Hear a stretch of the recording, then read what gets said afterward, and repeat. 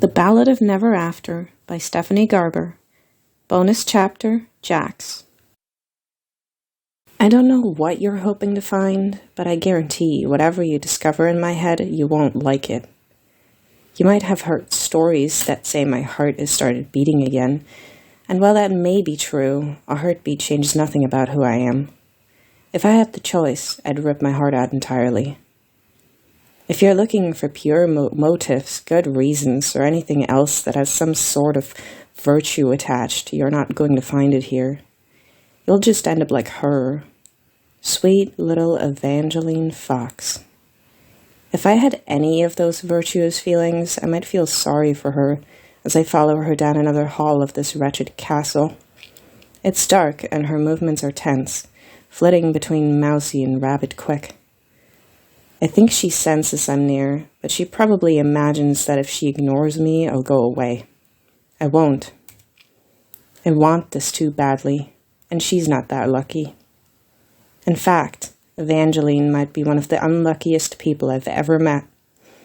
I tried to warn her off on that first day we met. I told her that heroes don't get happy endings, but watching her now, I'm fairly certain she's trying to be heroic again. Evangeline stops in front of a door that I know much better than she does. If she knew what was behind it, she wouldn't be here. It makes me wonder what she thinks is locked away. I take a heavier step, loud enough that she should hear it. Her delicate shoulders immediately stiffen. She pauses before the door, and then she turns around. Her eyes find mine in the dark. She sucks in a frightened breath. I can't help smiling.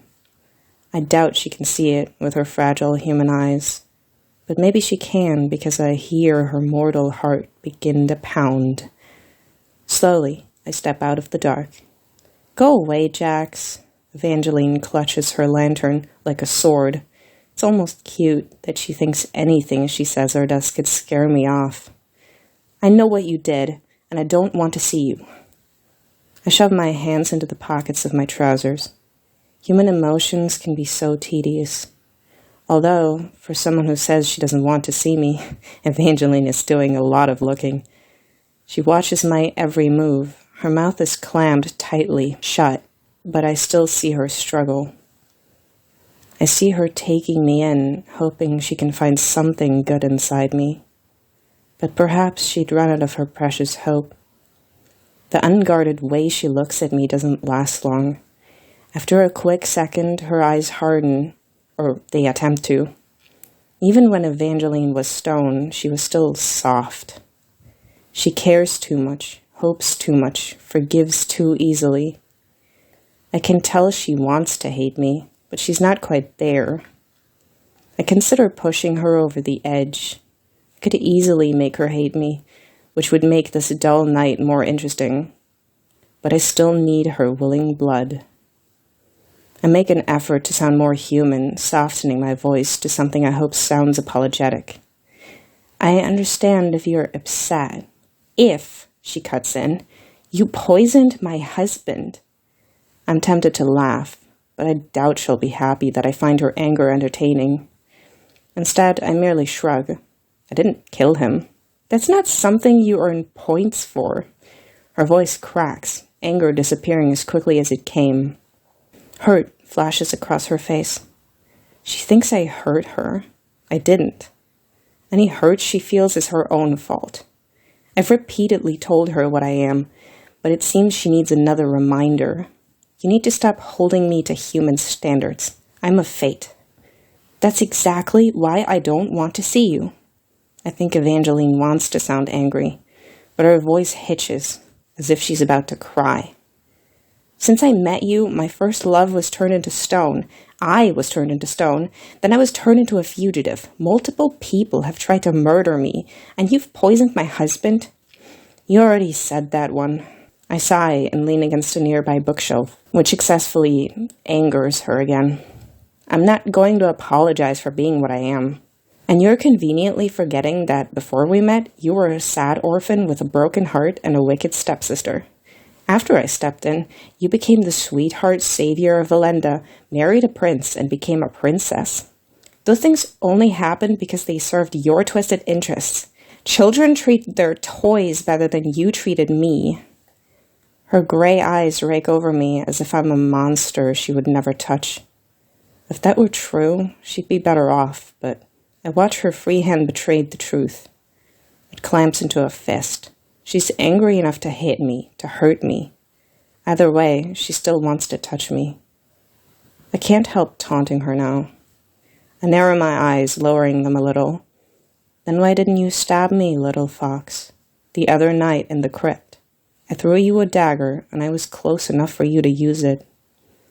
I let my gaze drop even lower, down her slender neck, stopping on the exact place I put my mouth 3 nights ago. If vampires weren't such parasites, I would have bitten her, and I wouldn't have felt bad about it.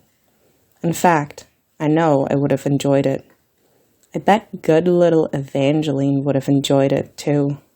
Almost say this out loud, but she already looks as if she's in enough pain. For now. I drag my gaze up from her neck. Even in the dim light, I can see her cheeks blush in a delicious shade of red.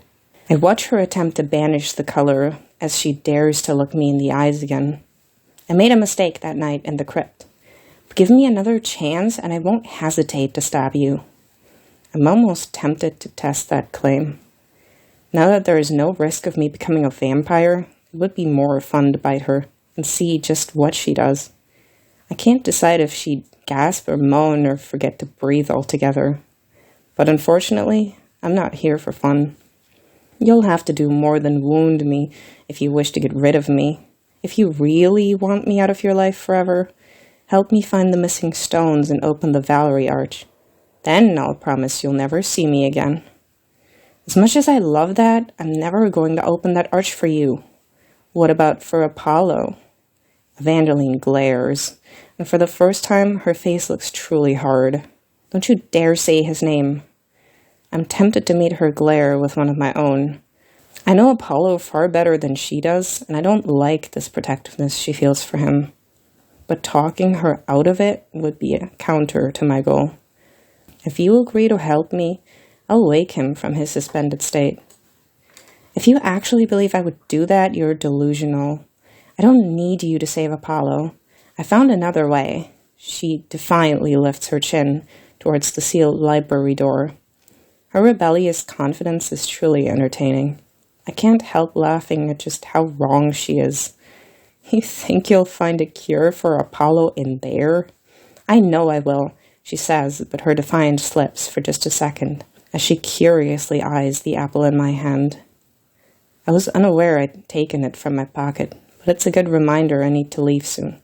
I sink my teeth into it while she watches. Then I smile as I say, "Let me know when you change your mind, little fox."